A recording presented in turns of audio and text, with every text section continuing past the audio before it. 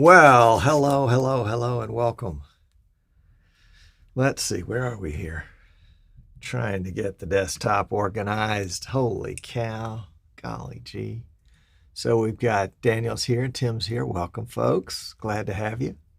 Good to see you. Glad to have you. And let's see, what about over here on the Streaming Idiots group? Streaming Idiots. Got a couple of folks watching there. Clint, maybe. Who's watching? Let's make that thing. Try to get that audio off. There we go. Sam is here. Hello, Sam. Sam is the weather mayor. Final Focus Productions LLC. LLC. What's LLC for? I know what it really is for, but I was just trying to be funny. Some days it's a real stretch. So our guest hasn't shown up yet. Geoffrey Hill is going to come to us and talk to us about the BirdDog P200, which I'm really excited about this camera. And hello, Ken. Welcome. And Ken is here. Oh, they're just out of reach. But Ken's company makes Dum-Dums, the official candy, of course, of Streaming Idiots. Got to have a Dum-Dum. And, you know, if you haven't had a Dum-Dum lately, you haven't had a Dum-Dum. So I would encourage you, have a Dum-Dum and just, just have a Dum-Dum. You'll be better for it. You may not be smarter, but you'll be happier. You ever notice if you walk down the candy aisle in the supermarket, they have an entire aisle dedicated to candy. And everybody in that aisle is smiling. Nobody's frowning. Unless it's that frown like, should I get this or should I get that? Everybody in the candy aisle is always happy because candy makes you happy, at least for a moment or two. Yes. So Geoffrey's supposed to be here, was already supposed to be here. And he had a gig earlier, and so maybe that's run long. So he may have to join us in progress. Hello, Dean. Dean at Vista Church in Orlando. Dean has got a BirdDog Flex. And here's a message coming in. And that is Geoffrey. He says it starts in 15 minutes, not 2 hours from now. No, it's 3 p.m. Eastern.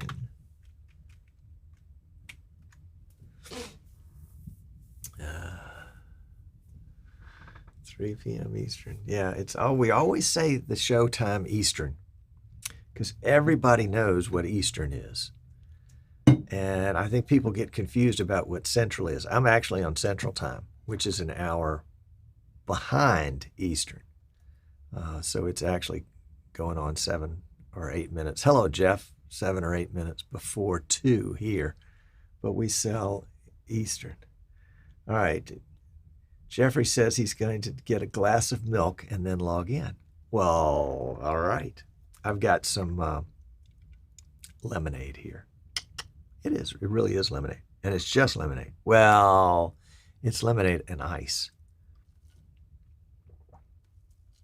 Oh, it tastes so good. You ever get a straw? This is one of these nice bendy straws. Sandy takes good care of me, and she gets me bendy straws. But sometimes the bendy straw will have just a little bit of a pinhole in it. And when it does, when you're sucking lemonade, you get lemonade and air, but it's not like carbonation where it adds fizz to it. It just is just air. So, and I reuse straws, so I'm a big one on repurposing. I've repurposed this straw a time or two. So, yeah, maybe we'll have to get a new one.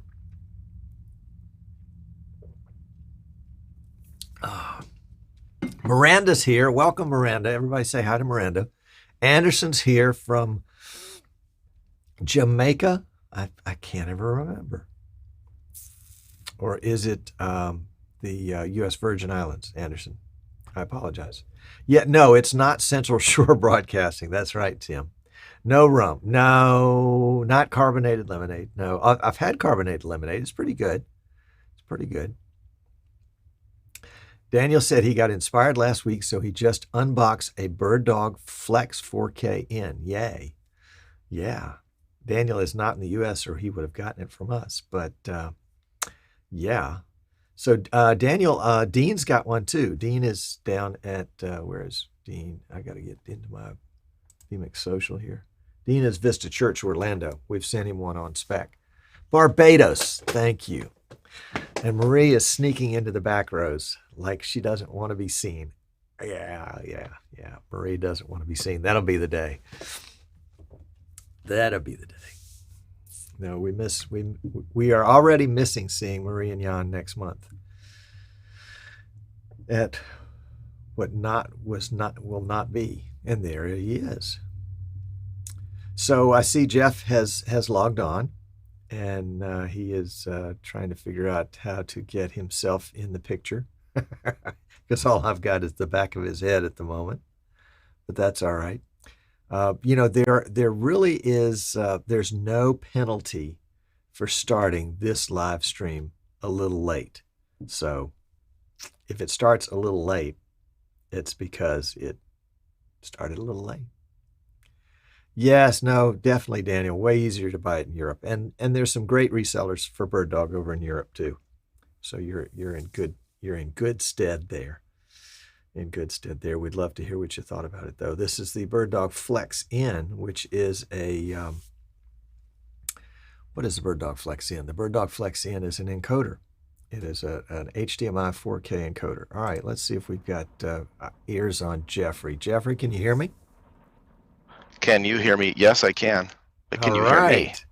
Well, I don't know. Hang on a second. Let me listen. Can you hear me? Yeah, that's right. Okay, I wasn't sure because I never ever stay on this side where I'm supposed to be on the camera. Yeah. And so doing that vMix call rerouting stuff for myself when I don't want to hear myself was confusing for a second. And I'm thinking, am I going crazy? It could be. On this end, it's a short trip, so I understand.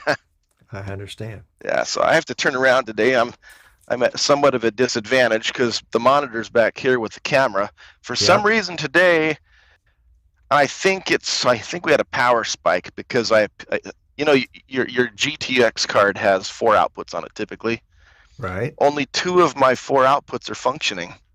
So you can see the 4K monitor behind me, and then the one off to the left here, to the right, is functioning. But somehow this one right over here is not functioning, and neither is my confidence monitor here. So I'm going to sit here and talk to you. Well, I can't see you unless I look over here. Well, darn. Yeah, okay. It's okay. It's unusual, but, I'm so rarely the guy on the camera. Yep, I get you. All right, so let's get us centered up here for just a second. Let me take a second with the multi-view. I'll try not to move to the left, to the right, to the left, to the right, to the left. Yeah, I'm going to put you in a box. But if I do, then play a little cha-cha slide. Yeah, I'm going to put you in a box, and we'll crop to the right. All right, that'll work. Am I going to get cropped? I'm going to be cropped. You have been cropped. You have been cropped. All right. Hey, could you do something about the stomach? Yeah, I normally put the thinning lens on. I cropped it out. I normally put the thinning lens on. Okay. So it be gone. All right, let's see here. Oh, look at that. Oh, see, I can see what it looks like there. Yeah, it's driving me nuts that I can't see my own confidence monitor. But sometimes those things happen. Yeah, well, I would have solved the problem, but I got the times confused because I'm here in Mountain Time Zone in Idaho on a ranch with a bunch of cows and horses. And then you're in Alabama, but that's Central Time. That's right. So I thought, because I was just talking to another customer in Alabama, but then you reminded me this is all based on Eastern Time, so I'm a whole hour early or late. The whole Which thing one is is that? most people don't understand about Central Time or Mountain Time. They live on the East Coast or the West Coast. So I said, let's pick a coast. We'll pick the East Coast, Eastern Time. And, we're Eastern, as Tim said, it's Eastern Shore Broadcasting, not Central Shore Broadcasting or Mountain Shore Broadcasting. So there you go. Which I think is funny because it's Eastern Shore Broadcasting and there's no shore where you live. Fairhope has no shore. Actually, or does it? Yeah. We are on Down the by a eastern lake? shore of Mobile Bay, which opens into the Gulf of Mexico. So we've got the beautiful bay to our west. We're on the eastern shore of it. It's to our west. And then to our south is the Gulf of Mexico. So we're surrounded on two sides by water. Yeah. Well, next time I'm going to have to look at a map. There you go. Yeah, Rich says it could be Gulf I Shore called Forrest Gump and he didn't have much to say. Yeah, that's right. Man, am I looking super hot here? Because I literally didn't have time to make any adjustments on this camera or anything. What camera are you on? So it's probably over. This is the BirdDog, and it's probably really overexposed. Let's see here. Well, it's struggling to deal with the background. Yeah. Let's put you full screen so people can see. I could actually, let me turn that background off. Let me turn the background. I'll just shut that monitor down because that's some of the problem, I'm sure. Yeah, mostly it's that big light. Or is that a window? No, that's the light behind the monitor. Yeah. Is it better by turning the monitor off? No, not really. Well, I'll turn it back on. Let me see. That's why I don't generally put myself on the camera. I've got another Sony 4K camera that I sit here, but today I plugged in the BirdDog, and I absolutely love this BirdDog. All right, well, let's don't get into show content yet because we are still in pre-show. I know it's okay. It's an imaginary line between the show and the pre-show and the post-show. So, yeah. And your audio's a little hot. I've turned you down a bunch here, but it's got just a tad of distortion at the top end. So if you could bring yourself down just a hair.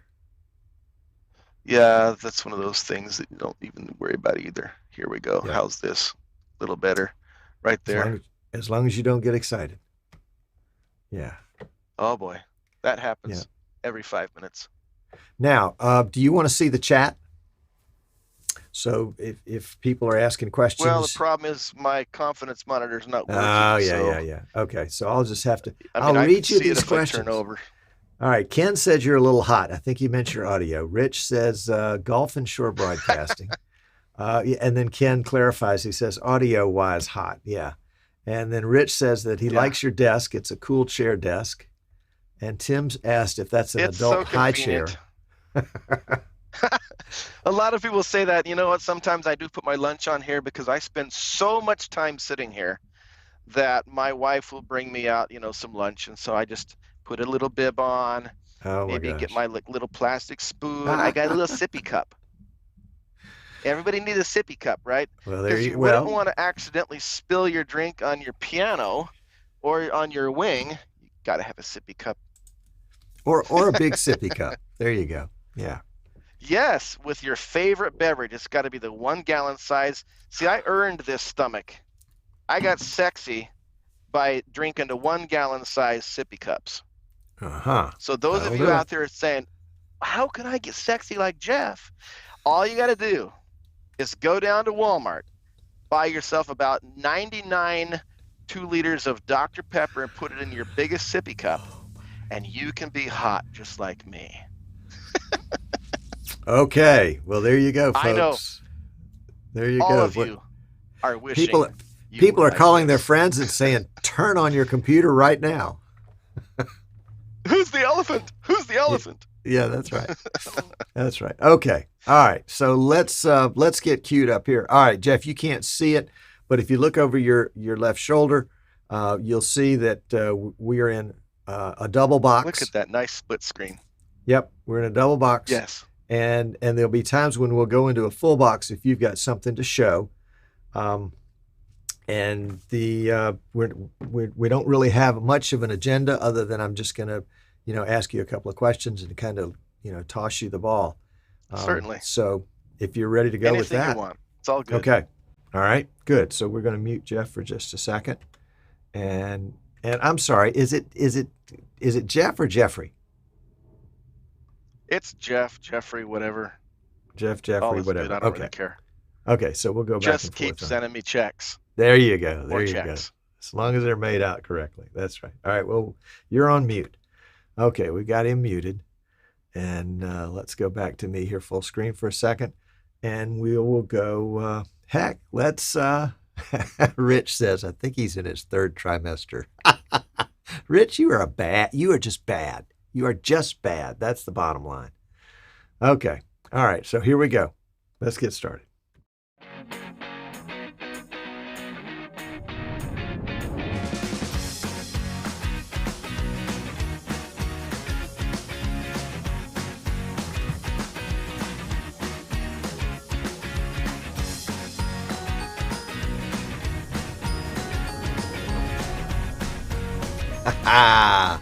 Hey, how about that? Everything worked. It's a miracle. No, it's not.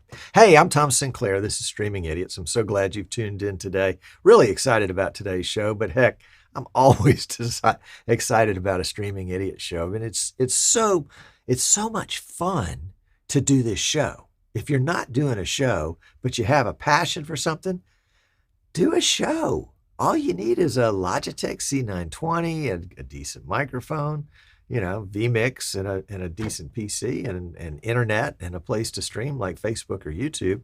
And you too can become a major celebrity like me. Oh, golly. Sorry about that. Sometimes I just tickle myself. Anyway, it's a lot of fun, and I hope you'll try it.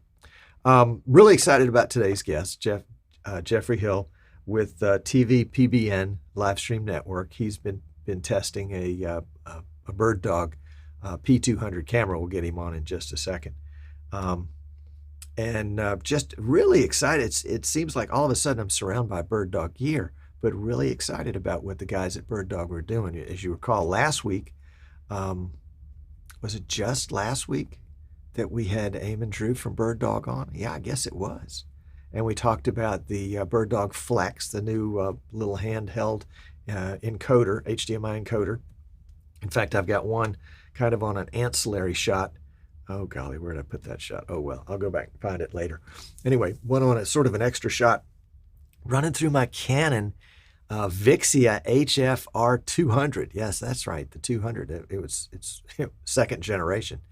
And I am able to take that cam, which had a great little image, and output the HDMI to the BirdDog Flex in, and it converts it to full NDI. And so it brings it in as if it were connected HDMI to my PC, except all I have to do is a network cable. And since the Flex in has DC power out, because it's PoE plus, it has enough juice left over. If I can get the right cable, I can power the camera from the Flex in, and I can power the Flex in over one Ethernet cable and do control. Not that there's a lot of control to do at this point. If there was, I could, if it was a PTZ, I could control it and also do the video part. So I'm really super excited about that, and super excited too about the P200. That's the P200 that I'm on right now. That is, again, a full NDI cam from BirdDog. It retails, I think it's about $2,800 on the retail. So some people think, oh boy, that's a lot. When you think about what you're getting for it, it's not a lot. It may be more than your budget, but compared to the value of what it is, it's probably underpriced based on value. Anyway, we're going to get into the guts of that. So let's bring Jeff in. Let's see. Whoops, that's the wrong button. We don't want that button again. It's right there next to the side-by-side button. And there is the side-by-side button. And there is Jeff. Welcome, sir. Glad to have you. Am I still? Oh, look at that. I'm still really hot. Well, you're not bad. Well, I'm You're glad to not be bad. here.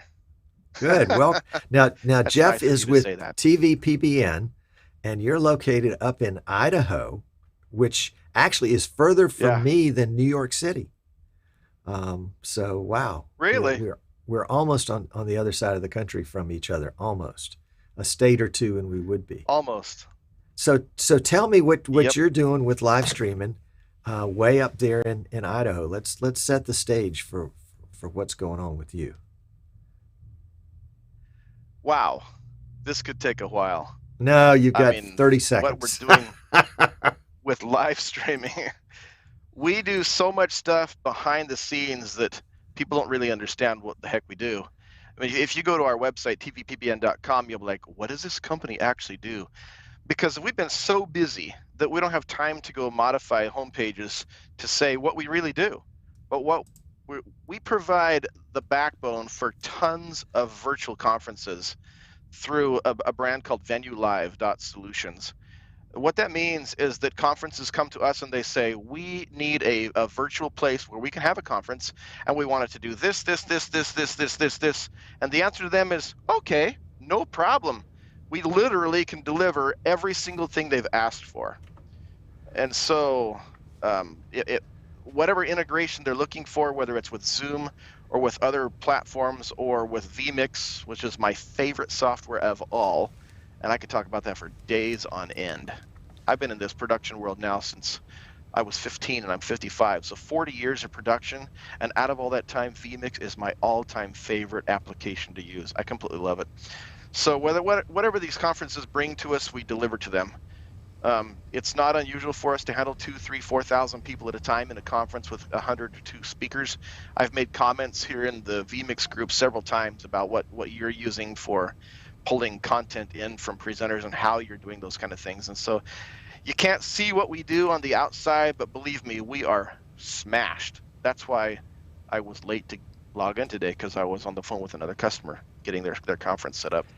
So that's it in a nutshell. In order for us to provide all that, we created our own completely exclusive CDN where we stream live in 4K to it. It's all delivered in adaptive bitrate format, meaning that we stream live at 4K, but the viewer has the choice of watching it in 4K, 1080, 720, 480, 360, and 240, depending on what part of the world they're in and what their device is. So we did all of that, so it was completely exclusive. It's not cheap. We're definitely not the person you call if you want cheap. Go somewhere else for that. It's good. It's exclusive. It's not cheap. So that means that awesome. is, for me, that's a segue into what we're talking about today, this BirdDog camera. Beautiful segue. Yes, because I don't like cheap. I like good. This is lemonade. Just want to clarify. Oh, excuse me. You're working on your baby just like me. Yep. See that turn sideways. Oh, you can't see it. Can't see it. Full screen. We got you in the box. Yeah. We got you in the box. I'm 9.5 months pregnant. Yeah. Perpetually. Yeah, I get it. So the segue is they're going to make a movie about it. The segue is that you like the right tool for the job, that if there's something that solves a problem, you're interested in having that problem solved. And, if the client wants a particular function, the client's going to pay for that particular function, and you're going to do what you have to do on your end to give it to him. So with that preface, and I think that's what I understand, with that preface, tell me about your experience with we're talking about the BirdDog P200, which is a full NDI 1080p camera. It's not 4K, but it is full NDI. Tell us about, and I've loaned you one. You're on the other side of the country, but I said, what the heck? He's got to be a good guy. He's a streaming idiot. I loaned you one just because I wanted your opinion about it. I mean, you know more about what you're doing than I do. That's for sure. And you probably know more about what I'm doing than I do. So I wanted to get an opinion that was totally outside of my world. No, I know. But I wanted to get an opinion that was outside of my world. And I was so glad that we had that conversation that allowed us to end up at that conclusion. So tell me about your experience with the P200. I think it helps to go back with a little bit of history. Okay. I to like even history. explain why I decided I liked this camera in the first place. I originally started out a long time ago making commercial work, films and TV commercials and sports and whatever. And in doing so, I followed the path like so many filmmakers. You want to get the best camera you can get with the best picture quality, the absolute, everything has to be pure for me. I'm not a guy who says I'm going to water it down. If someone says they want their product delivered in 1080, it's okay. I'm still going to shoot it in 8K. And now that the Blackmagic has come out with that 12K, that's my next purchase. I'm going to buy myself a 12K camera. And people are like, well, why? You can't even watch it in 12K. Yeah, but I can edit in 12K. I can preserve it in 12K. I can archive it in 12K. I can composite in 12K. And I can deliver in 1080. And it's going to look better than everybody else out there as long as my lighting and my sound is good and all that. You know, forget about the whole idea of story. I'm only talking about the quality of the picture. And so I want to make sure that my quality is absolutely the best I can possibly get with the tools that I have. So I'm going to spend the money on good lighting, and I'm going to spend it on this and that and whatever other tools I need. I don't honestly, now, Tom, mute your headset. You don't want to hear this. I don't actually pay attention to price. Okay, everybody else heard that, but not Tom, because he's going to give me a discount because he's a nice guy. Okay, that was an ego stroke. He's a nice guy. He gives me discounts. So I don't pay attention to the price. I pay more attention to the quality. Because when you start sitting there going price, this, price, that, you're prioritizing incorrectly. You're in a business that's based on image. So I don't care necessarily what it's going to cost me. What I care about is the end result. Right. And so over the last, I don't know how long it's been. When did the Blackmagic Ursa come out? Oh, golly. I don't know. Couldn't tell 8 you. years ago? 7 years ago? I can't remember how long it's been. When it came out, I went, man, this is a significant jump. Look at the picture quality between this camera. It weighs 27 pounds, obnoxious as heck. But the picture quality is what I want, so we got one. And then the Mini 4K came out, and I went, wow, even better, lightweight. So all of these years, I got really, really accustomed to the picture quality that you get from a cinema camera. And I've done crazy things like shoot live sports with a cinema camera. I know there's a guy here that he's in Europe somewhere. He does that, puts a bunch of broadcast lenses on Ursa Mini 4Ks and Ursa Mini broadcasts, and he shoots live sports with this. And why do you do that? It's because the picture looks so great. Even if you're watering it down in a live stream, it still looks so beautiful. So with that in mind, 3 or 4 years ago, I was looking around, where am I going to find a pan tilt zoom camera that has this kind of picture quality that's in a reasonable price? Because I still don't want to spend $10,000 for one camera for a pan tilt zoom, right? I want the roboticness of it. I want that remote control, but I don't necessarily want to spend $10,000. So I looked at my budget, which is honestly rare, and that makes me sound like such a snob, but I'm really not. I just want quality. So I looked at the budget and I said, well, if this is my budget, I'm going to say a budget of say like 4,000 and less, and I want something that does 4K quality. I want a 4K pan tilt zoom camera.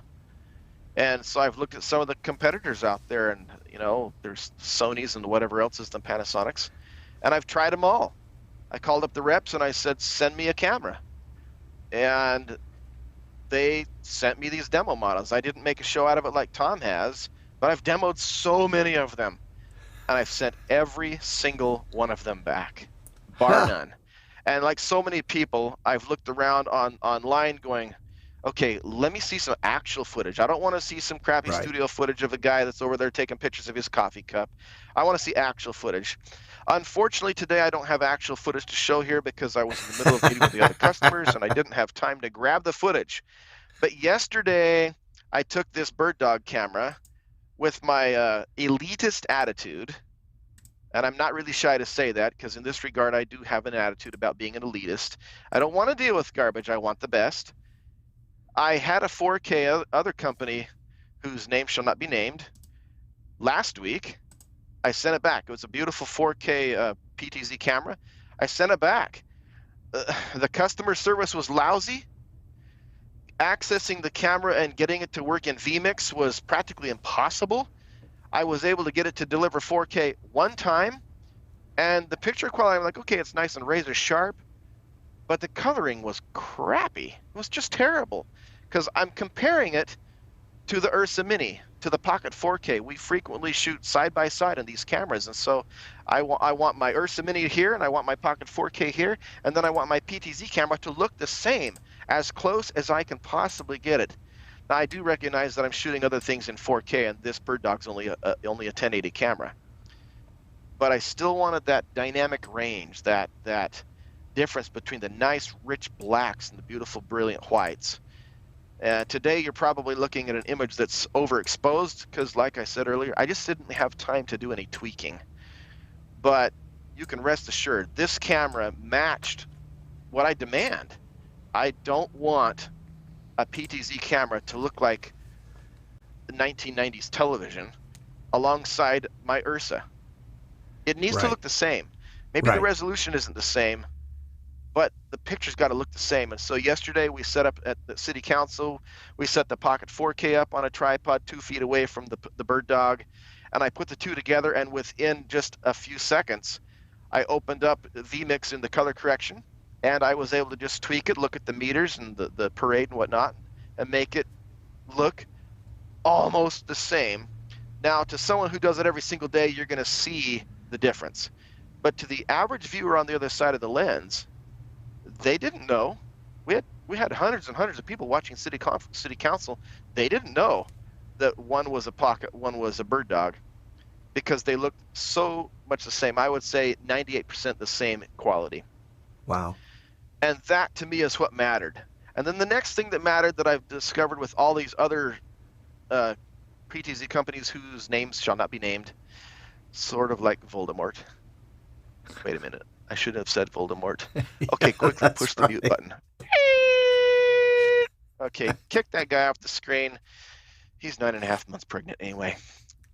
So I've had all these other cameras, and so the next thing I looked at was how smooth the camera moves. You know, you watch these really expensive shows where you know they've got unlimited budget, and you watch them pull in that nice, beautiful, tight shot, and just slowly goes in. You're like, oh man, that camera operator is so good. How can that guy rotate that barrel so smooth? And you think, wait a minute, that's probably a robot doing that. And most likely it is. So then you look around all these other PTZ cameras and you say, I want that incredibly slow pan. The BirdDog pan is so slow that I had to get close to see if it was even moving, even on the screen. If I pull this slider over, which you can't see what I'm doing, I'm looking over here at the left monitor. If I pull this speed dial down, there you go. Well, you still can't really see it here, but I've opened it up. This window that I'm moving around, this is the regular PTZ screen in vMix. Right. So I pull my slider off to the left and get it really, really slow. And as I tell it to pan on me, just a pan, oh, it's I see actually it moving right now. It's moving. Can you see? Oh, golly. It's literally moving slow so it down. It's making me dizzy. Yeah. And so I wanted something like that because, you know, you're sitting there, you've got somebody at a podium, they lean left, they lean right, or maybe they're walking across the stage or whatever. I don't want my camera moves to be jerky. Right. I want them to be smooth. And so depending on the situation, I'll change that speed lever to match what I want. If there's a speaker that's pacing back and forth, and if I have to do everything virtual, then I'm going to set my virtual input for the left stage here and the right stage here. So then all I got to do is hit 1, 2, 1, 2, 1, 2, 1, 2 on my shortcut keys, and the camera is just going to smoothly go back and forth.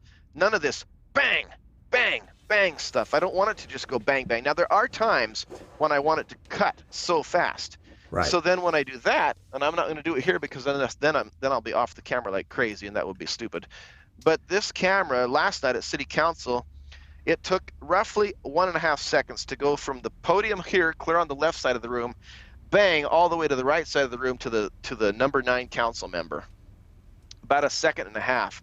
So I would cut from that into a wide shot on the Pocket 4K, and then while I'm on that wide shot, the BirdDog whips over there, pops right in. Focus was perfect, and then I cut right into that one on input 3. So to me, that was really important. I don't want something that delays. Some of my other cheaper cameras, heck, I've even used security cameras. Pay $150, $250, you get a security camera using that own VIF protocol.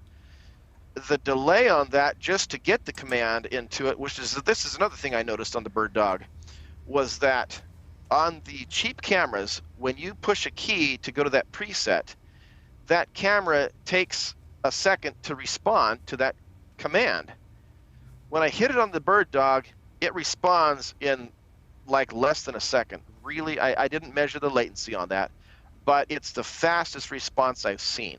Now that could be because I am running a corporate grade Cisco switch. I've got a Cisco switch for the network that's got a 26 gig backplane. So there's zero loss of data. There's no slowdown on that. So that could be a lot to do with that. But it responded to my commands practically instant. Prior to this camera, prior to this BirdDog, I didn't even want to deal with those joystick systems. It was frustrating to me. You grab a hold of the joystick, you move it left, you move it right, and as you move it left, you're like, okay, it should move. It didn't move. 2 seconds later, the camera starts moving, and you overshoot your shot. So I said, forget that. I'll just do it all with the vMix PTZ controls, and that worked fine.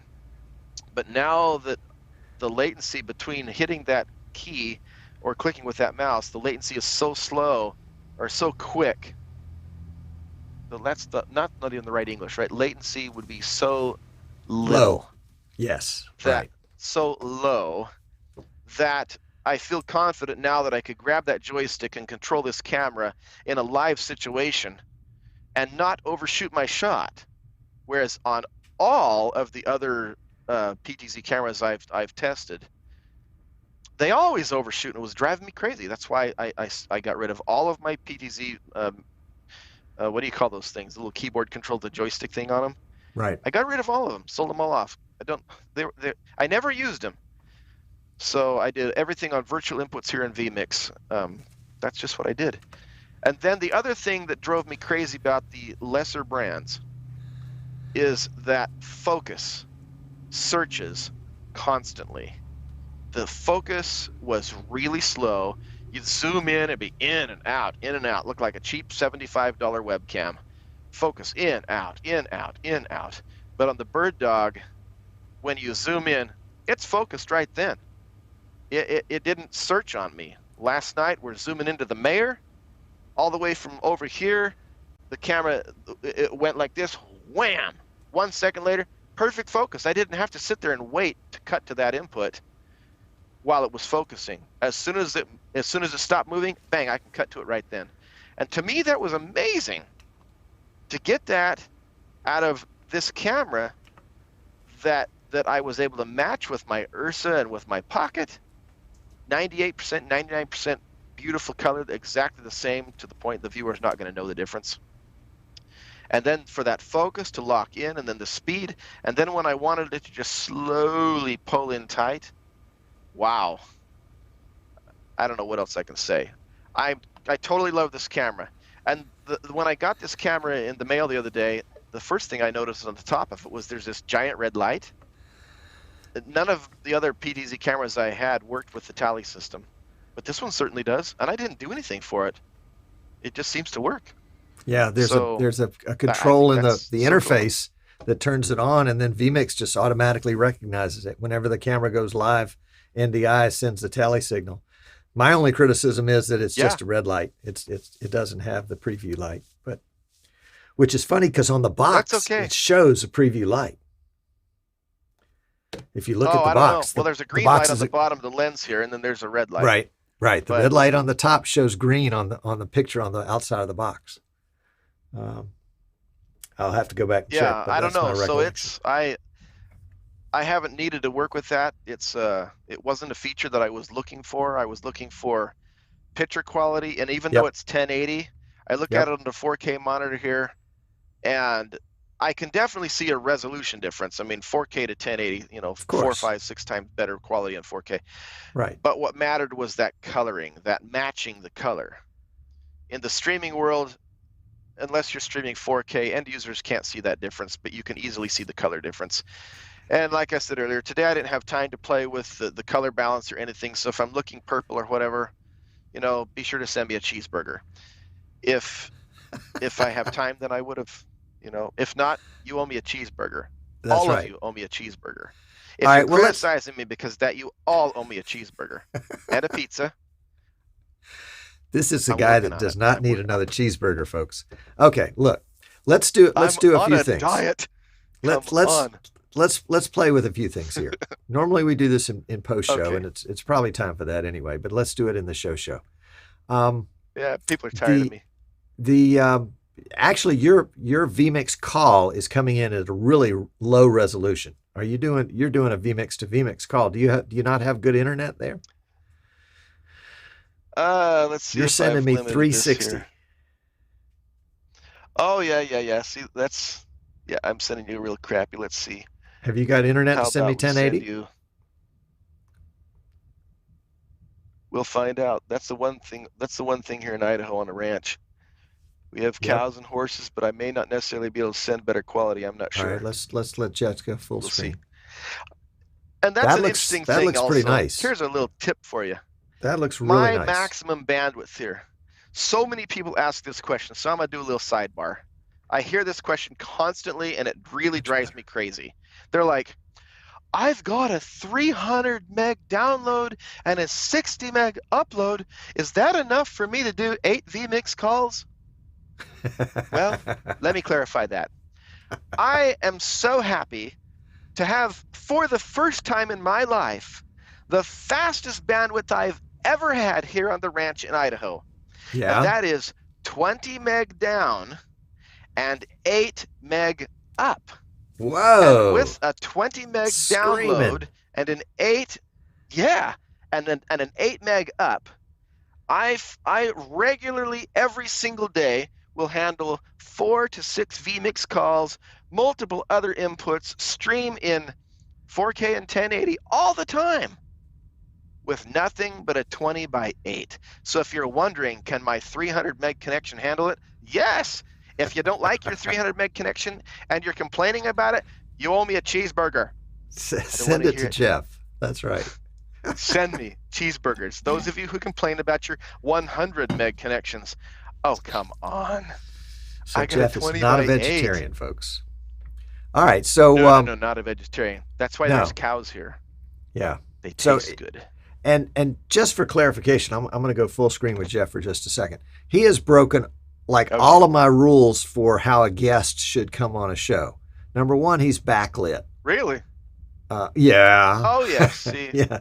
He's backlit. Ever get on the camera like this? That's right. Well, and he's got more excuses than keys on his keyboard. Oh, totally. So he's backlit. Number one. Number two, he has no confidence monitor, so he can't see anything. He can't see me. He can't see himself. I'm blind.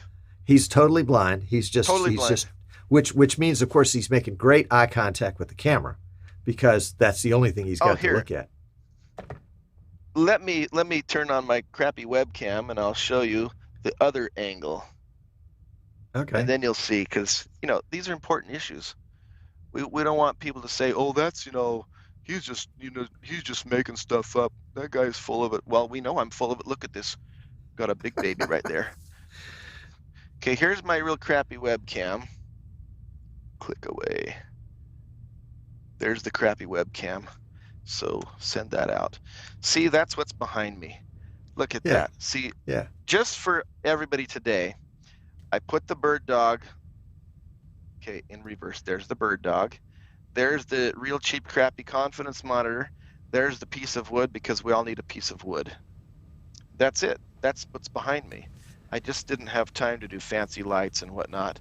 But see, I do have better lighting this direction, but this is a crappy webcam. I don't like it, so we'll go back here. This is so much better. There, see? I have so many excuses I can fill this entire keyboard. And then I'm going to go make shortcuts of all my excuses so I can push 1, 2, 3, and I can just pop an excuse up anytime I want. There he goes. There he goes. All right. So yes. let's backtrack just a second. So your experience, because I think you shared some of this with me, when you first got the BirdDog and you were pulling it out of the box for the first time, how long did it take you to get it configured? Do you remember? Meaning configured to what point? To the point that I got the image I wanted, or the point that I could see it in vMix? Both. You and I had a Facebook message exchange going on. And you were like, "Oh golly, this. Oh wait, I got it. No. This. Oh, I got that."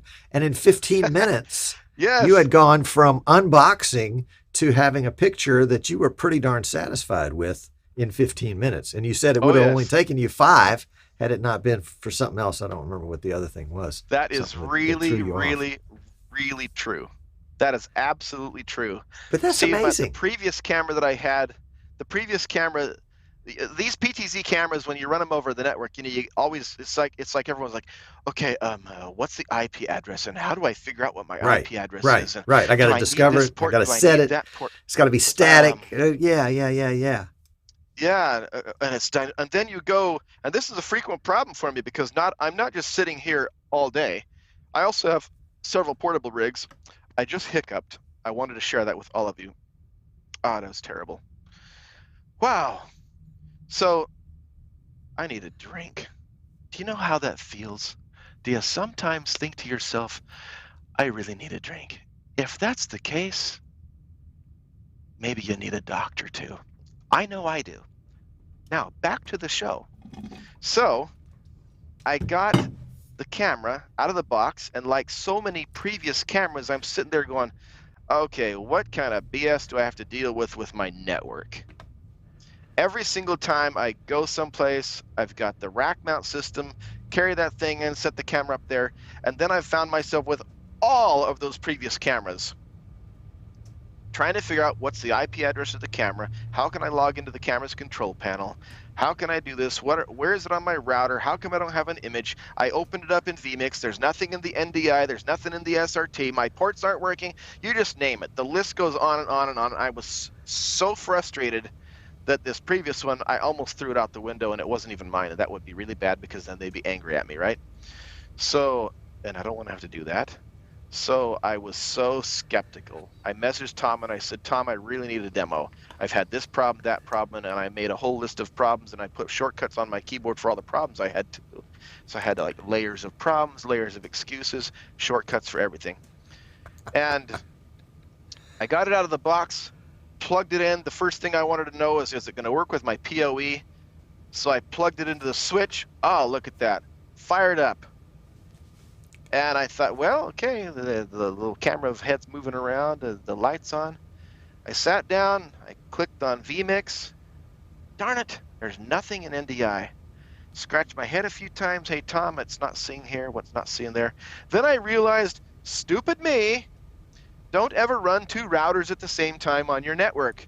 That's a lesson for, me, because I forgot to turn the router off, so I had a collision. So I reached over, pushed the button, turned that off. I restarted the camera, plugged it back in, and nothing. Frustrated as heck. How can this be? I've been at this for 5 minutes. Oh yeah, all of the previous cameras, it was like this. How can this be? I have nothing. I've been at this for 3 hours. Right. Sending a message to tech support, dear tech support, no one answers the phone. Dang, there's no service. So I did this magic thing. Dear Tom, clickety clackety click. How is it working? Oh, Jeff, you just need the Bonjour browser. Oh. So I found the thing, download the Bonjour browser, click on it. Well, look at that. It knows there's a BirdDog there. Huh, there's the IP address. Well, in the process of doing that, what happened was that I distracted myself from clicking in vMix. This is the dumb guy excuse. Hold on, let me push the button for that excuse. So I distracted myself away from vMix, messaged Tom, but in the meantime, the camera logged into the network, got itself an IP address, and was sitting there waiting and everything, saying, okay, you dumb idiot, I'm ready to work. I'm ready to work. So I went back to vMix, opened up NDI. Wow, there's the camera. Clicked on it, added the input, and I'm done.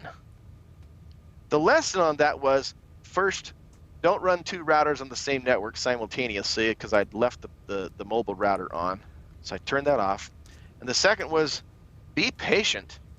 I plugged the thing in, didn't realize I probably need to wait 2, 3, maybe 4 minutes before I added it into the NDI, and that was it. So last night, took the system down to do city council meeting, did all my setup, plugged the camera in. As soon as I had power to the rack, plugged the camera in right away, and then I went about the rest of my business, walked around, put the mics here, put the mics there, did all these other things, came back in, opened up vMix, opened up the NDI inputs, added the input. There it was. That was it, a no-brainer. I didn't have to worry about what my network was doing any longer. It just opened up. Do you know how much that mattered to me? Oh, because you know how customers stand next to you. They hover. They have to hover. They want to see what you're doing. They just have a million questions, and the last thing you want to be doing is this. Okay, now just let me do this. You don't want that. You want this. Click, click. There it is. That's what happened. So the time I started opening the box, the time I got picture was about 20 minutes. And in that 20-minute time frame, I was able to open the box, get the picture, open the control panel for BirdDog, Right. and I was able to tweak it and go, look at this. Wow, their gain is up 50 dB on this. Wow, let's drop that gain down to 0. Let's drop this back here. And then I got a really, really, really nice picture. And from that point on, it was a matter of trying to match it up using color correction and vMix to what I wanted to match my URSAs. And that was it, 20 minutes. And so yesterday, same thing. I normally arrive at city council meeting at, I know this is crazy, 1 o'clock in the afternoon for a 6 p.m. start time. But instead, I thought, man, why do I always arrive so early? And the reason for that is my son knows that I'm crazy. Dad, why do we got to go at 1 o'clock? Because if I have any tech support issues, I want to make sure I can solve them so that I'm ready to go by 5 o'clock for a 6 o'clock show start. Well, yesterday, man, it was 1 o'clock, and I went, what's on Facebook? And then at 1:30, I went, 1:30? Wow. Hey, son, what time were we going to be there? 3 o'clock, Dad. We should probably stop and get a pizza on the way, though. Oh, 3 o'clock. I have more time for Facebook. I'm serious. That's exactly what I did. So I sat there. At 2:30, I went out, got in the car. We drove down. We got ourselves a pizza. And we showed up at City Council at 3:30, giving myself an hour and a half to solve any kind of tech support issues. We walked in. We set the cameras up. We ran one cable for this camera. We ran one cable for their confidence monitor. And that was it. 2 simple cables. I couldn't believe it. Oh, and we ran the Pocket 4K on a wireless connection. That's a whole different story. Because I didn't feel like running a cable, so I ran it wireless. So, you know, like, it took us a total of 30 minutes to set up. Now I'm expecting that I'm going to have that network issue. Walked in, sat down, add input, NDI camera. Oh, there it is. Click, done. So I sat there for the next 2 hours because I was done set up by 4 o'clock-ish. I couldn't believe it. I mean, what the heck did I do for the next 2 hours? I talked to the city manager. I played around with the pan tilt zoom. I tweaked the color a million times, got it as close to my Pocket 4K as I possibly could. Then I thought, well, that's really cool. Okay, let's make 10 inputs. So I created 10 more virtual inputs. Then I played around with speed and transitions. Then I tweaked all the settings on the X32 rack. I mean, I just did everything I could think of to keep myself occupied for 2 hours, because setup took me 30 minutes instead of what it took me the week before, getting there at 1 o'clock and dealing with all the issues. So, man, can you tell that I really love this camera? It was incredible. Which is why I'm buying 3 more, because it's incredible. I didn't want to buy a PTZ camera until now because I could not find what I liked. So there you go. Got to set the order now, Tom. There you go. There you go. You may now speak. You may now speak. Jeff's done. Well, you know, it's one of those things. I watch a lot of talk TV, And whenever the host disagrees with the guest, he or she will interrupt the guest frequently. But when they love what the guest is saying, they'll just let the guest go. And you know, your experience with this camera. And you know what? I'm not paying you anything to be on the show today. I don't know Definitely if you know not. that. Okay, you're clear on that. It's not a paid advertisement, but I do want to do a little advertisement for you, though. Oh, golly. Okay. I've never met Tom, but I'm a guy who, as you can probably tell, I like certain things, and it seems to be like I'm really, really elitist about some things. I want to be able to contact the tech support people. I don't want to have to go through 900 emails and then you get them back in your email box and you're like, what the heck did that guy just say? Yeah, really.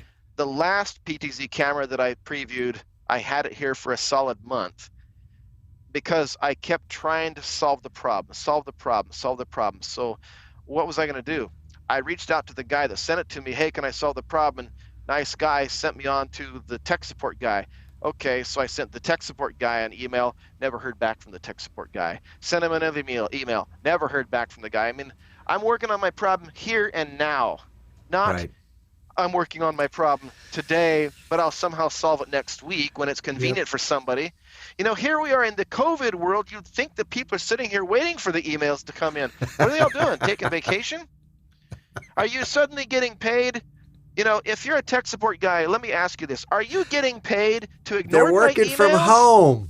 They're working from home. They're watching TV. Which means that they're drinking lemonade. This is so stinking frustrating. Having a cheeseburger. But you know what Tom Sinclair's doing?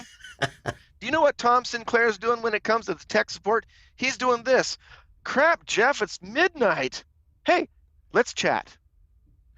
And he answers my texts at midnight. Now, I don't recommend you call Tom Sinclair at midnight.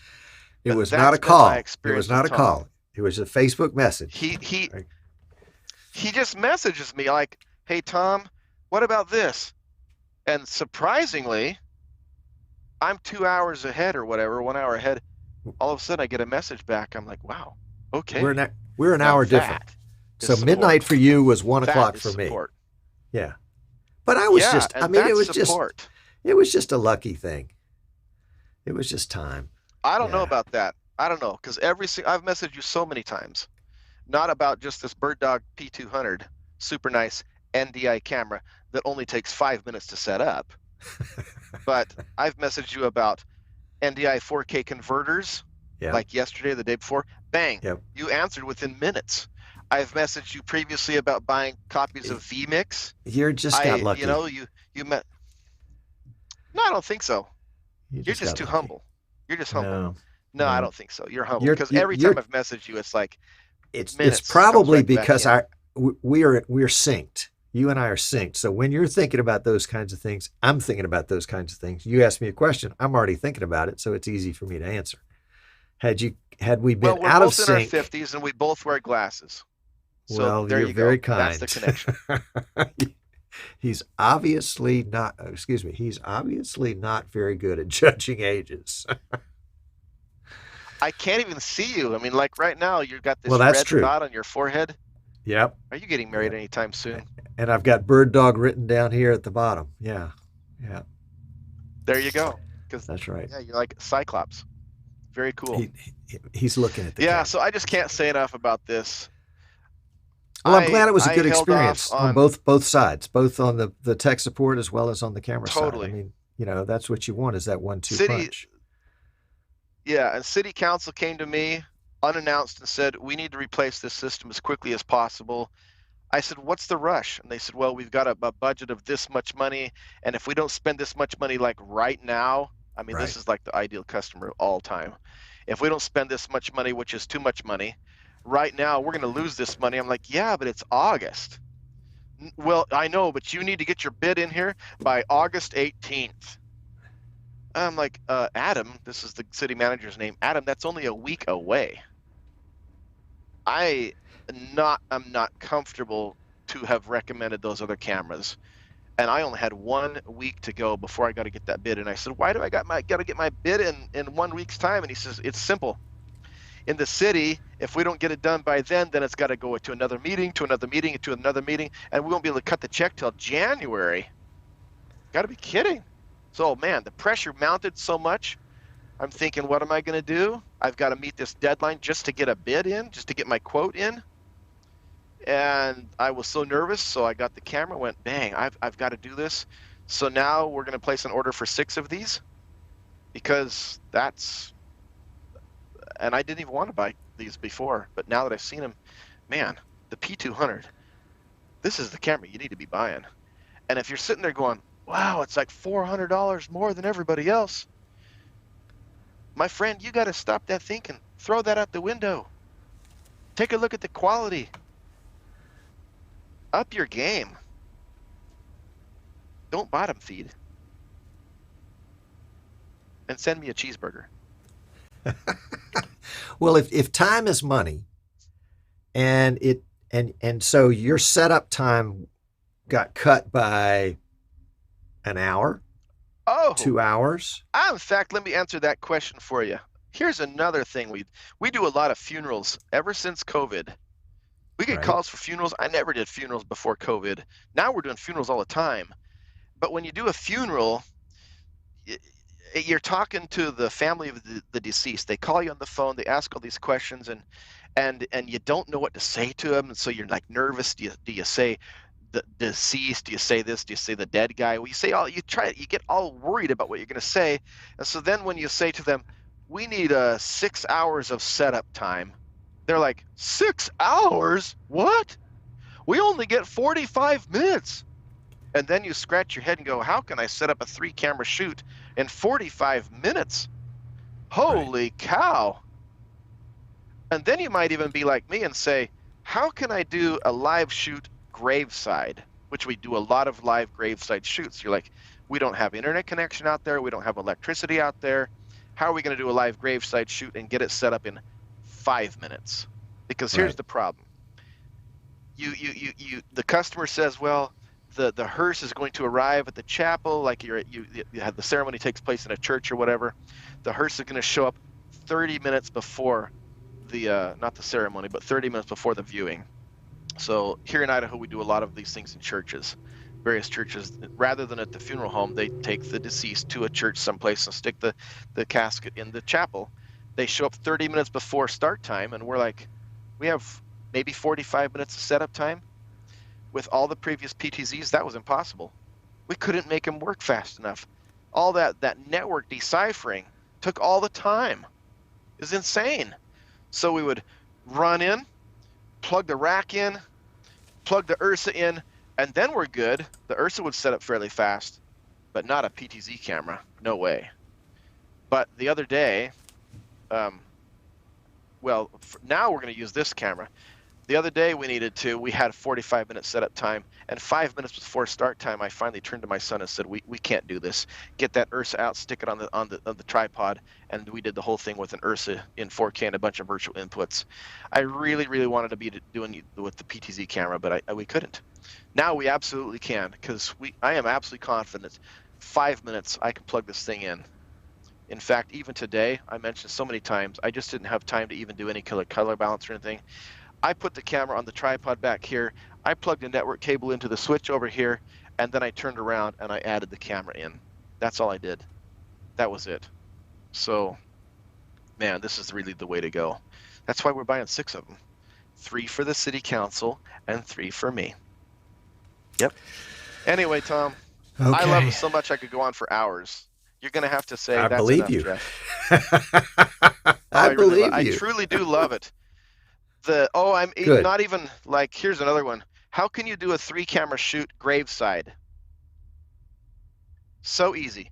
You get yourself a 2500 watt power inverter, you stick it in your car in the trunk, you plug in all your gear into the rack that you sit in the back seat, you put your laptop on the center console on a little tiny wood thing you made out of scrap lumber, and then you run network cables from your switch, which is in your back seat, run those network cables over there, put that camera on the tripod, bang. How quickly can you move a camera out there? You don't even need any power because it's coming from your car.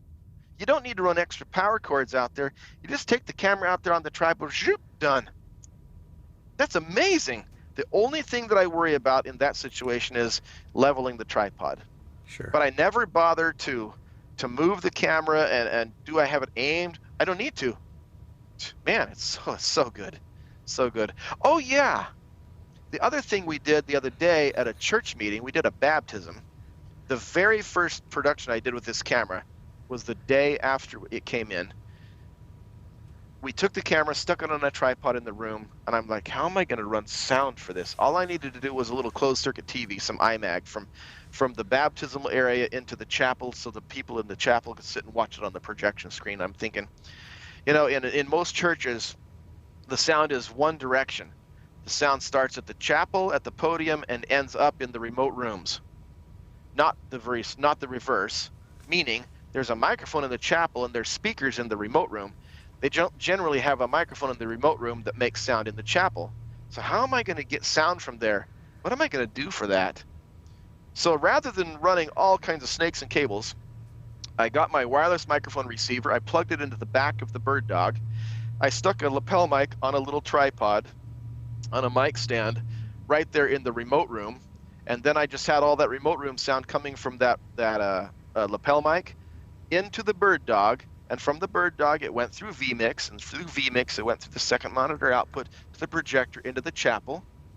And then I walked up to the back of the projector, and I plugged a little cord into the back of the projector, and I plugged that into the speakers in the chapel. And there was latency, but it didn't matter because there's so many doors between the other rooms, you couldn't tell anyway. And that's all I had to do. I literally set up this entire baptism, including sound, in a remote ImageMag, iMag, whatever you want to call it, closed circuit TV situation using this camera. Everything completely, set the projector up, the cables, the whole thing, in 20 minutes. 20 minutes. And in 20 minutes time, I had not just one camera angle, but I also had 4 different virtual inputs from the camera, and I was able to pull it off, and it looked like I had 3 and 4 cameras in this room for this little tiny baptism. Couldn't believe it. 20 minutes. So I'm totally sold. How many Folks, times I gotta say that? in case you've joined us late, Jeff is talking about his experience with the BirdDog P200, a full NDI, full high definition camera that we kind of, I guess, under the table, we kind of sent him to try out. And needless to say, Yeah. Did we even talk about the full NDI feature? No, we haven't talked talked, yet? nor have we talked about the ability to take that little slider and determine how much NDI you want to put on your network. Tell us about that, Jeff. Oh, yes. See, there's a slider. Let's see here. You have to explain to people that I don't have my confidence monitor working, so I got to do this. Jeff doesn't have his confidence monitor working, so he has to do that. Look at that. I'm so glad you explained it. See, now there's the cool. Why don't you do a desktop capture and capture that window, or use the web controller, capture that, and let everybody see. Let's see if I could do that. That's a feature I don't play with too often. Yeah, just copy the here. URL. Yeah, right. See, let's drop this baby in here and see if it's going to give me some access. Yep. You'll have to log in again. Okay. And you need to right-click it and there enable the keyboard. Push it over there, right-click, get my keyboard enabled. Yep, Type in the password. The password is, we're going to publicly share this password. Don't say it. Don't. Oh, my gosh. The password is, are you ready to write this down, folks at home? Write it down. BirdDog.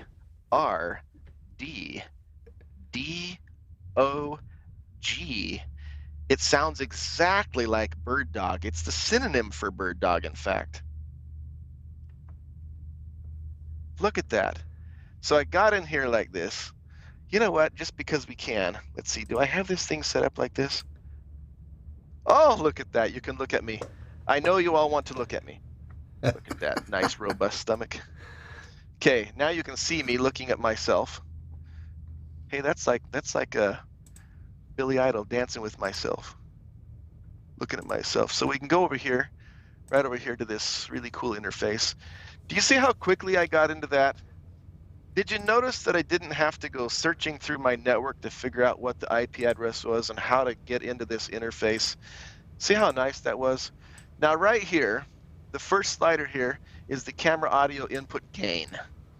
Gain is the sensitivity of your input. If your system is set up properly, you can just leave this at 0.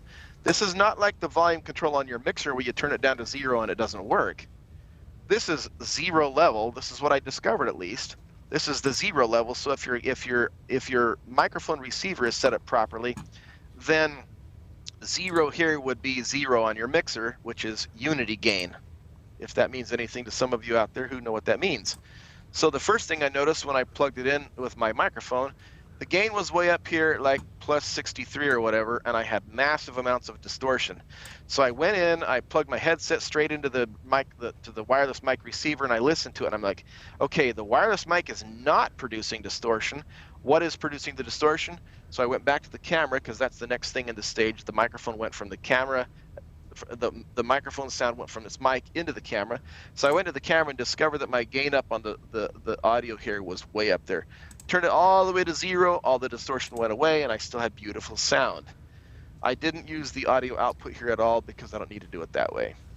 I wanted to make sure my audio was embedded into the NDI stream because I don't want to have to run a separate line for audio. Why would I want to do that? So I didn't. Over here, I'm running it in 1080p 60 frames, not 30. When I got it, it was set at 1080p 29.97, and I discovered the most amazing thing.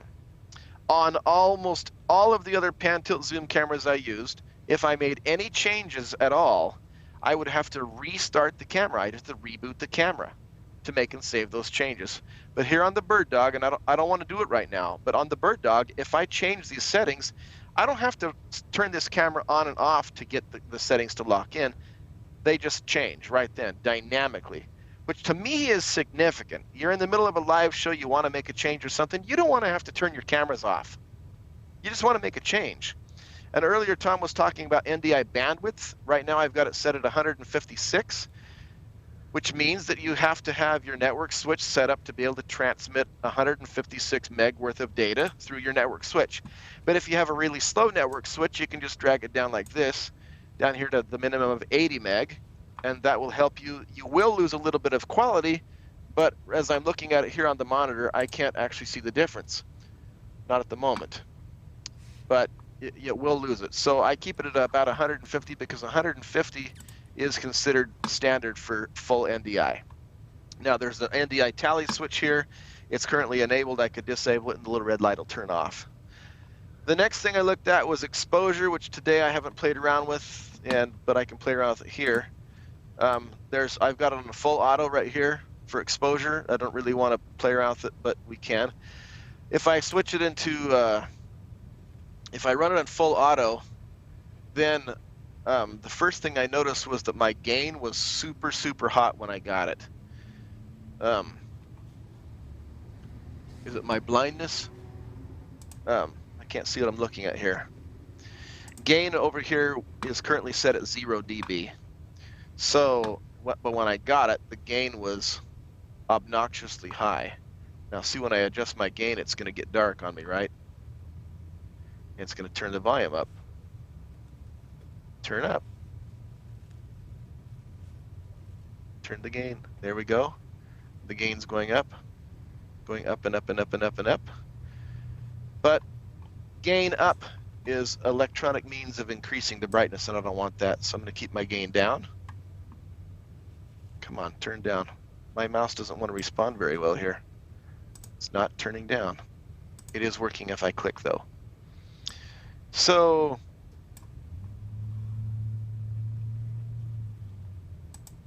the controls on it, the response for me was good, really great. Now I went back to full auto.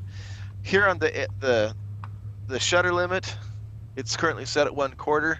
That's a slow shutter speed. I didn't want to play around with that. I'm not going to do it right now. Auto exposure response right here. If you notice, when I switch from manual to auto exposure, let's go back to manual. As I make a change, Come on, make a change. There we go. It changed really quick, right? But if I go back here and I go back to full auto, I can change the speed of which it responds. And to me, this was important because when your scene changes, I don't want the viewer to see the imagery change and suddenly become aware that the camera got bright. I want it to ramp up nice and slow so they don't notice that change. So when I first got it, I had this thing moved over here all the way to the far right to 48, and I discovered that means 48 seconds. It takes 48 seconds if I change my camera angle. It takes 48 seconds for the camera to respond and slowly change its exposure. That's a little too long for me, so I turned it down to 10 seconds. So that in the time that it takes when I move that shot, it will make a nice 10-second long ramp from its previous exposure to the current exposure. I kept my gain down to the lowest I could get, which was 10 dB. If I push my gain up higher, then when the camera raises its exposure, it created an unbelievable amount of noise, and I absolutely do not want noise. So I keep my gain down. I don't want to go in the gain. I want to use the native sensor inside and nothing more than that. I don't want to have an electronic false means of raising my brightness. Exposure compensation, I haven't turned that on. Slow shutter speeds, high sensitivity. We could turn high sensitivity on, but it's in full auto mode, so I don't want high sensitivity. I want beautifulness. White balance. This is the hard part here. Scrolling down. Scroll down. White balance. I played around with this quite a bit. Scroll down. I always have trouble with this with my mouse and keyboard. I don't know why.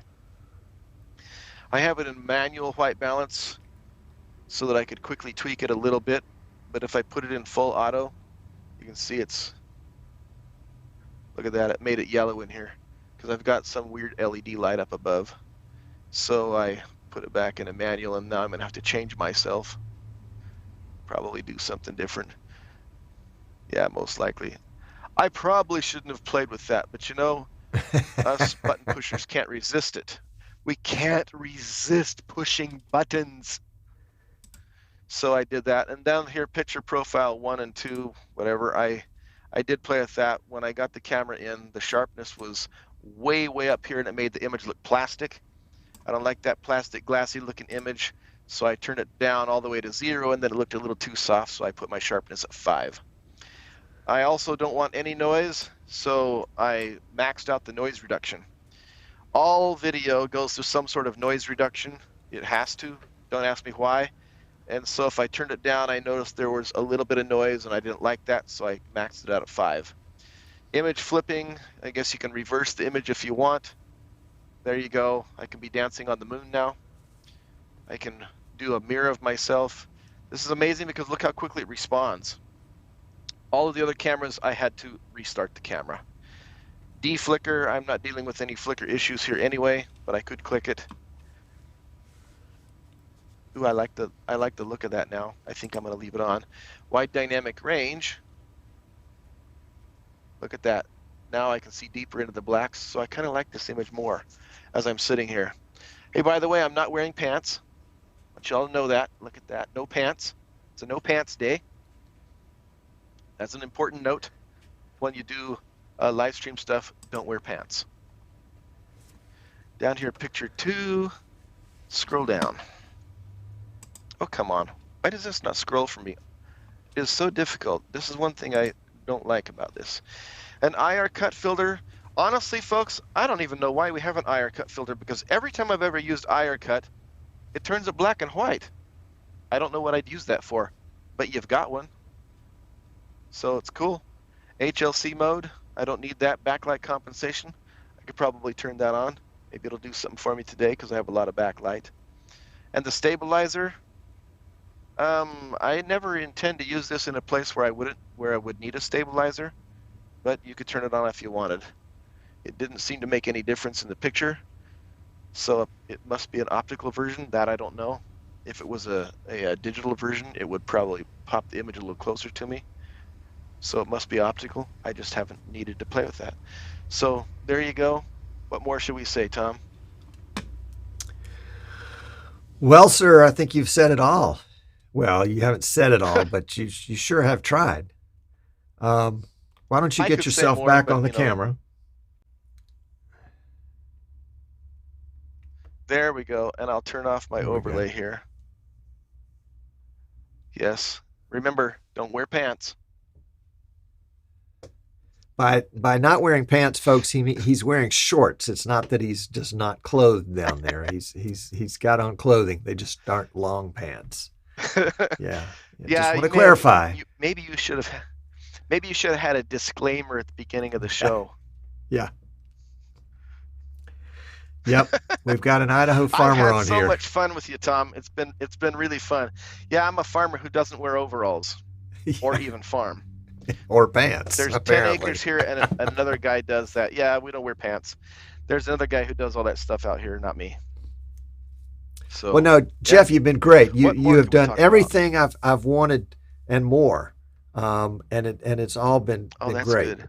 I think this is going to be a really valuable video for the folks at BirdDog. No, we didn't. But it doesn't have words yet. I've been working on words for several years, but we could hum it as we go out. Why don't... There you go. See? There it is. That's right. So give me your summary in 1 minute if you can. Give me your summary of this P200 camera by BirdDog. You asked me for a 1 minute summary? Yeah. Boil it down to the essence. For me to do 1 minute. Boil it down to the essence. The essence. This is a broadcast solution. I was really skeptical when I read it and it says broadcast, but this is truly a broadcast solution. I am so particular about it. It drives me crazy, and we can't always produce perfect results, but I always strive to produce a perfect result. And this camera has been more flexible, easier to use. It's lightweight. It turns on and works perfect. I didn't have to do any tech support when I realized that the problem for the tech support was actually me. I didn't have to do that. It just simply worked, and it looks the way I wanted it to. It doesn't look cheap. It's flexible. Did I say that twice now? It's I don't know. That's it. Anything more out of me, and you're gonna have to buy me more cheeseburgers. Okay. Wow. Yeah, I have to not talk. You did good. Very hard to keep it under 1 minute because I really love this camera. I truly do. Truly do. Well, yeah. I appreciate that. I think that's and again, if you're just joining us, here's the stage. Jeff said, I'm looking for a camera. What do you got? I said, well, I've got this P200. In fact, I've got a demo here. I can send it to you. And he said, okay, send it. And I'm sure his thoughts were, here's another PTZ I've got to take a look at. My thoughts were, I'm pretty darn impressed with this camera, but I know that Jeff knows more about these cameras than I do. So I really want to get his opinion. I want to hear. I've read all the PRBS. I want to hear from somebody on the street that might be writing a check for something like this, what he thinks. And as you can hear, not only does he think about it, he's going to write a check or maybe more than one check to get a whole passel of these rascals. And you know what else? I'll even tell you this. I didn't even mention this. Yeah. I interviewed Eamon Drew a couple months back. Yep. About these cameras. Okay. And so even after talking to Eamon himself, yeah, I was still skeptical because naturally he's going to push his product. Sure. Naturally. It's the greatest thing since sliced bread. Come on the little show with me that day to do that. Hey, this is the best thing. I'm Eamon Drew, and we're down here, and I have a really great Aussie accent, and so I'm still skeptical. And then I got it, and I went, dang. So I messaged him, Eamon, this is incredible. Yeah, that's what you got to do. You got to do those kind of things. Well, good. It's good stuff. Buy now. Click the button right there. Where's the buy now button? Is it here or is it here? Yeah, it'll be somewhere. Well, Jeff, you're a champ. Yes, you're a champ. Buy now. Folks, we've gone over and now after this, I'm gonna go do other things that aren't quite as fun. but I'm having fun. It's been really Well, fun. I wanted to we're see the glad. comments, but I didn't realize I couldn't see the comments, and I tried to see the comments by opening it up on my phone. Yeah. But isn't the weirdest thing, I clicked on the little notification thing here because I can see right there Tom Sinclair is live now and today on Streaming Idiots. When I clicked on it on my phone, it just keeps on going back to the notification. It's so weird. So I couldn't even see the comments. Well, go to easternshorebroadcasting.com, and most of the comments are in YouTube, which you'll get on the Watch Live page. And those comments will stay for a while, so you can go back through and read them. Yep. We're not. I'm afraid we're excellent. Not only are we out of time, we've been out of time for a while. But you were just on a roll, and I hated to. What do you say? You don't muzzle the threshing ox. So you were on a roll. Well, there's one I've never heard of. Oh, really? No, golly. Well. Yeah, I never heard that statement before. My dad always says it gets a guy more excited than a frog in the middle of the freeway with a busted flipper. Never heard the one about the ox. Don't muzzle a threshing ox. That's right. Let him chomp as long as he keeps moving the right direction. Yep. Yeah. Well, I am definitely not one to keep it short, and I really have a hard time with that. So, because when I get excited, there's just so much to say about it. Yep. It's just so much to say. Good stuff. It's also not a plastic lens. That was another thing that was important to me. A lot of the cheaper cameras have a plastic lens, and when you look at it, it looks like you're looking through Jello. I don't want that. I want a glass lens. I want a glass lens that's as smooth and then I carry these things around in a carry-on Pelican case. Right. I measured it. I only have one of these cameras here, but I went ahead and measured it anyway. A Pelican 1535 Air will hold 3 of these cameras. And I thought, man, I can take 3 cameras in a Pelican 1535. I can get my regular luggage with my clothes and my shoes, throw in 600 feet of Cat 6 cable into that bag with my clothes and shoes. Then I can get my laptop. I can make a smaller rack for my Switch and a couple other little things in there. And I can travel anywhere with nothing but 2 carry-ons, my laptop, and that 4 bags. Oh, I have tripods. I have a big tripod bag, but that's it. It's astounding to me. No more do I have to hire extra crew just to carry my stuff. It's really amazing. Awesome. Totally love it, and we can go on for hours, but yes, we could. But we're not going to. That's right. It's time for a cheeseburger. Yeah, you'll be like, you're gonna hang up, and you're gonna be like, oh my gosh, let's not have that guy on again. No. Forever. Yeah, you should send me more toys. I love toys. All right. Love the I've toys. already got another one that I have in mind. We're going to close out this part of the show. Jeff, if you'll hang on for just a second, I want to talk to you off air.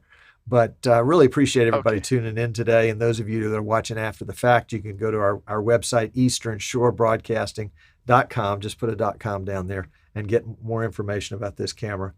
And we'll probably have Jeff back on again. Yeah, you think so? Everybody will get a cheeseburger in his honor it'll be the cheeseburger show. Yes. There we go.